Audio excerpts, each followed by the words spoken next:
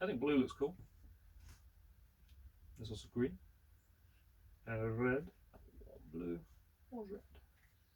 Hello, I'm Bash, and you've probably never seen me in this place before. Well, this is because this is my new studio. Now, this place is actually a complete mess. If you look behind the camera in that direction, it's a war zone. Everything this side is relatively tidy. Everything that's on camera is relatively tidy. Yeah, I'm going to obviously be changing this up as time goes on. But for the first video, I'm kind of happy with the way this is. Anyway, speaking of first videos, the TS100 is one of the most popular soldering irons in the hobby. It's one of the best portable irons you can get, and I've been using it as just an all-round soldering iron pretty much since I've got it. I have had other soldering irons. My first soldering iron was like a soldering iron kit you can get from Amazon. I would not recommend. Really, really shit. Then I had this like fancy handgun one. Yeah, that didn't fare too much better either. So the TS100 was probably the first soldering iron I ever had that was actually good. And not only was it good, it was insanely good. Advantages obviously being that you can use it indoors by plugging into a DC power supply, or you can use it out in the field just plugging it into a battery. The first thing I did when I got my TS100 is put the Ralim firmware on it, which I would recommend to anyone who first gets a TS100. It just makes this so much better. I've heard. The problem is I've never actually used the stock TS100. Yeah. The first thing I did was just upgrade it because everyone was saying, that's the first thing you should do. There are a couple of problems with the TS100 before I keep singing its praises. It isn't the most ergonomic soldering iron. If you're on the bench, you probably would prefer like something with a chunkier handle. Because I've used this for so long, I personally find this is absolutely fine to hold. Your results may vary. The only other problem I have with this is I only have one of them. I would really personally like to keep one in my bag to take with me to like meets and freestyle events, etc. because you never know when you need a soldering iron. And I'd like one here in my shop where I build drones. Could go and get a proper soldering iron, but I just really like this TS100. Luckily, my buddies over at Makerfire knew this and have sent me a brand new TS100. So what I'm going to do is I'm going to make a version that's going to go in my bag that is basically a complete bash centerpiece soldering iron. And then my standard one can live here in the shop. So what's going to make this special? Well, I'm obviously going to put the Ralim firmware on it. I'm going to show you a step-by-step how to do that. I'm also going to put my own custom splash screen on it. Then once I've customized the insides, I'm going to customize the outside. I've scoured the internet and I've tried to hunt down a replacement case because back in the day, they used to be everywhere. Now, I can't find a single one. Maybe I'm looking in the wrong place, I don't know. But the more I think about it, the less I actually want something that just anyone can buy online. I mean, what's the point in that? If you're going to make something unique, make it unique. So what I'm going to do is I'm going to take this thing apart and I'm going to paint it in a more bash style. First things first though, let's unbox this thing. So this is obviously the stock TS100 as it's delivered by Makerfire. So the unboxing experience, I got the blue one. Now this will come apparent why I got the blue one as opposed to what I had previously, which is the black one, when I come to paint it. So when you open it, on top you've got all the literature. So if you want to know more about the TS100, it's all in this little handy little guidebook, as well as you get an Allen key and some spare screws.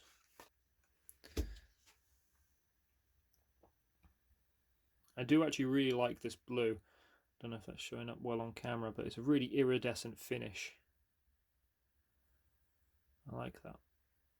So while we're here, and because I've actually never used the stock version of the firmware, like I said, what I'm going to do is I'm going to chuck this tip in. I'm not going to tighten it up. I'm going to plug it in and I'm going to see what the actual stock firmware looks like. So you get the boot up logo. It's telling me to press the A button, which is this button here, so I press that. Okay, and it just goes straight to heating up. Once I hold the A button, I can turn it down. Okay, well I thought that was what I did with the B button, but I'll wait for that to clear. Hold the B button. Oh, okay, so both buttons just change the temperature. And if I plug it back in, hold the B button, shows me the voltage and the current temperature, factory reset, working temperature. Okay, so you do get some menu options, but yeah, nothing really as comprehensive as the Ralim firmware. So no point looking at this any further. Let's get that firmware on here. So what you'll need to do this is a laptop, micro USB cable, and of course your TS100. First thing you'll need to do though is go onto GitHub. So if you follow the first link in the description, it will bring you over to this Ralim TS100 page. On this page you'll find the README file. It's quite useful, but the menu that you really want to be finding is the releases page, which I will link second. So if you click that, it'll bring you to this page. As you scroll down, you'll find different kinds of releases. In this case, I've got 2.12 and I've also got the 2.11. Now, as the 2.12 is in beta, I would rather go for a full complete build that has had all the kinks ironed out of it. So in this case, I'm going to go for the 2.11. You're going to go try and find assets, usually just underneath the writing. And I'm going to download the zip folder labeled TS100. So when you open up that folder, you're going to have a bunch of different hex and bin folders. And what you want to do is find the hex file that has your language at the end of it. So for example, I'm English, I'm looking for EN. I'm going to copy that and I'm going to paste it into a folder that I can find it. In this case, I've already got a folder labeled TS100. So I'm going to pop it in here. So what I also want to do is I want to add my own custom bash splash screen or bash screen. So what I'm going to do is in the third link you to a boot up image logo editor for the TS100. It's an exe file, so it's actually quite a light program. Once you download it, you don't need to install it. It just runs straight off the exe. And you should find this little pop-up. Now this is a really useful bit of kit, but you're going to need a file that is 96 pixels by 16 pixels, which is very, very, very, very small. So small, in fact, none of the graphics that I've already generated actually fit in this format. As much as I tried to shrink it down, it just wouldn't go. So what I ended up doing is I ended up downloading the Ralim splash screen example. If you go here, you'll find all the different logo examples. I basically grabbed one of these as a PNG file and I edited that and put my name in it, just like this. It's not, it's no piece of art, but it's custom, it's special, it's got my name on it. I'm happy, I'll take that.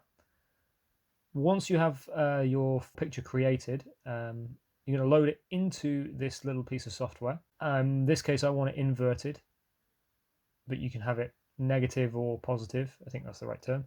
And you can save it as a DFU file. Now, I'm going to save it in the folder I dropped the firmware into, just so it's all in one place. This just allows me to find it again in a moment. I'm going to save that as bash logo and save, and that will save that as a hex file into that folder. So now in that folder, I should have, I have the TS100 file and the bash logo file. So they're all ready to go. So you're going to grab yourself a micro USB cable and you're going to plug it into the port that's on the end of the soldering iron. You're going to have to hold down the A button, which is the closest to the front of the soldering iron, and plug in the cable at the same time. If you do it correctly, it will say DFU and some numbers, and it will open up a disk drive on your computer. Now in that disk drive, you're going to drop first off the firmware. So we're going to drag the TS100 EN file as a hex and drop it in. Once you do that, it will close. Now, depending on your computer, it might open up again. In my case, it didn't, so I opened it back up. And now it says RDY. Now, that's good. If it says RDY instead of a hex file, it means it's worked. To check that, I'm going to unplug it. Now, before I apply power to my soldering iron, I'm going to put my tip in just to make sure that I don't burn anything out. Now, that's not the stock firmware, which must mean the Ralim firmware is on it. But that's not everything. We're going to put the custom bash screen on it. So we're going to grab our micro USB cable again. Same process, holding down the A button, plugging it in. You can see it says DFU and a disk drive will open up. Now, You're going to drop that hex folder with the bash logo straight in. So it just popped up there for a second and said RDY, so that means I know it's worked. So I can close that.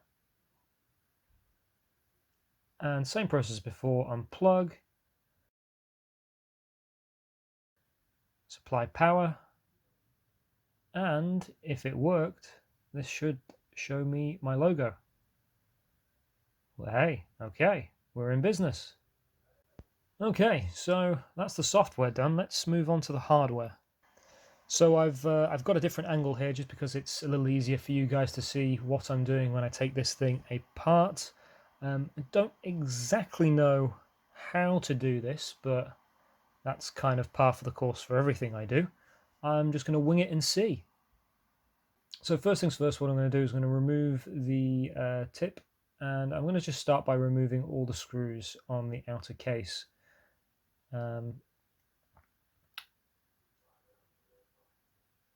Now from here I should be able to pry open the soldering iron case.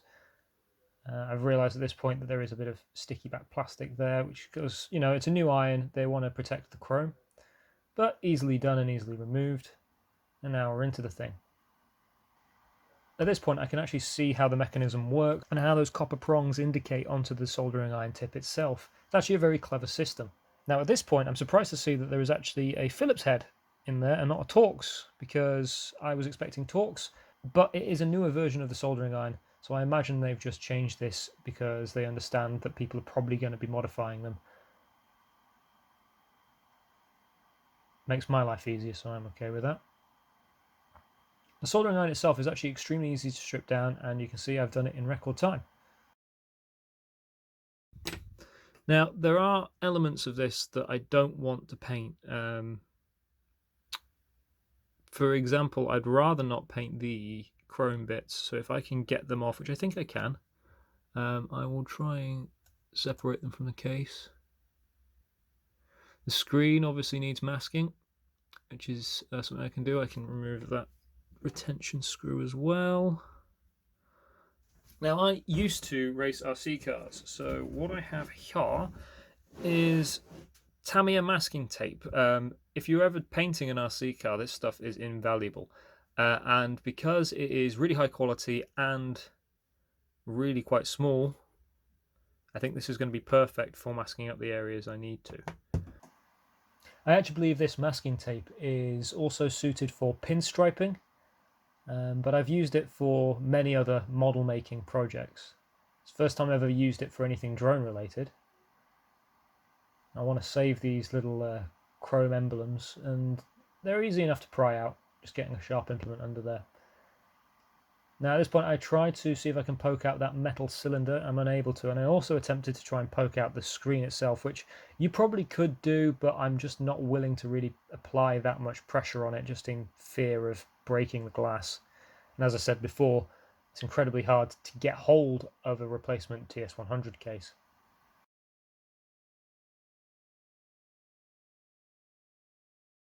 So once I have the entirety of the screen covered, I'm going to use a scalpel now to remove any of the excess masking tape around the edges of the screen.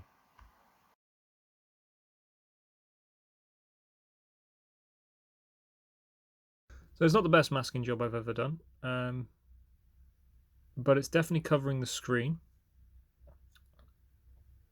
It's definitely covering the usable area of the screen, so I'm happy with that.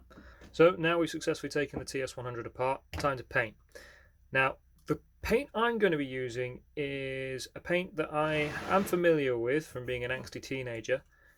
It's Cobra spray paints. Now, this paint is really amazing. Not only has it got really high coverage, but they do them in an array of really vibrant colours. And I've chosen vibrant pink. Now, this neon pink is going to contrast really well with the blue, because I'm not actually going to be painting the entire thing. I'm going to do more of like a splatter technique. Yeah, this is going to look really cool, I think. So I am going to need this and gloves so I don't get paint everywhere, and to do this outside so I also don't get paint everywhere. Yeah, first things first, elephant in the room. Yes, I'm in a lab coat. Don't judge me, I'm a nerd. That's because it's going to get messy, and that's just inherently the point of splatter painting.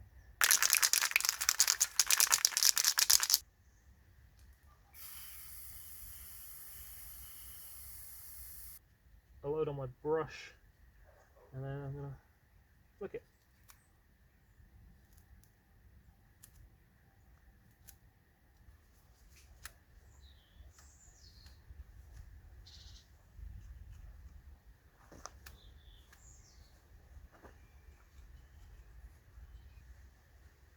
Show you what I got.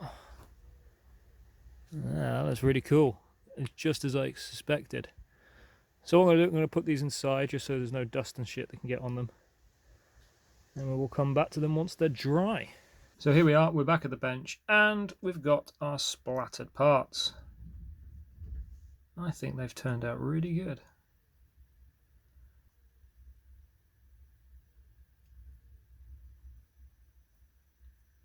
Look at that. I've not done too badly there at all. Sorry, I'll stop blowing my own whistle and we'll assemble this thing. But at least we know that's a success. Now, well, everything comes apart really easily. Most things don't go back together easily.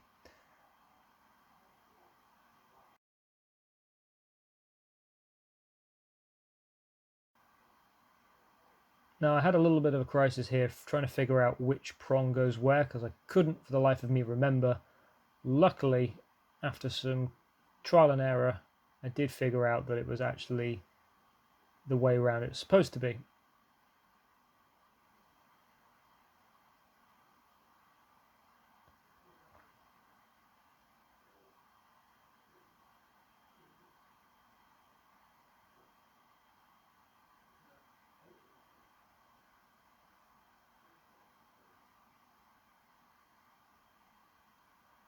The other thing is that there's a little copper plate that's towards the rear of the soldering iron that sort of stops the case from actually closing fully, so you have to use a thing to get it out of the way.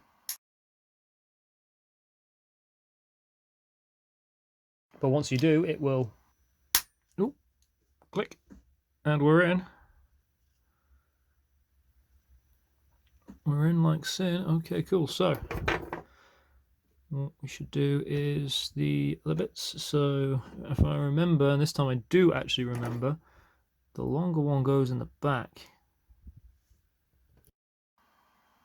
and the shorter one goes in the front. And of course the retaining screw, and adding the little chrome emblems on the side.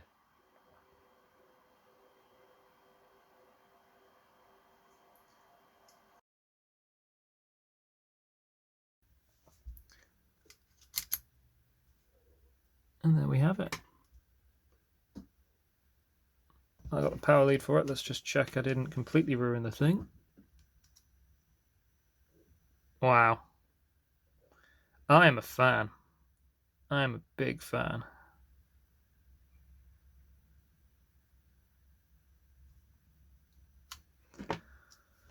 Awesome. Well, that's it. That is my new TS100. So, after much tinkering on the laptop and much spray painting, we have the finished product. This thing, I think, looks really, really cool. I'm very happy with the way it turned out, actually. I was kind of expecting that either the paint wouldn't work or, you know, there would be hiccups with the logo, and overall I am properly happy with this. What I'm going to do is going to chuck this in my bag so I can take it to a flying session that I'm about to go on. Hopefully I won't need it, but I will be bragging about it somewhat. So thank you very much for watching. I do hope you liked the video. If you want to leave a like on the video if you liked it, please do. If you want to start a conversation, hit me up with a comment. If you're watching this on Instagram, God, why did you get this far through the video? That's amazing. But thank you very much for doing so. If you want to pick up a TS100 for yourself, check out the affiliate link to Makerfire in the description below to save yourself some awesome deals on drone tech. I've also got a 5% discount code somewhere down there in the description. And yeah, you can get 5% off one of these doohickeys. Thank you very much for watching, and I will see you again in the next video. God, this thing's cool. Put this in my bag.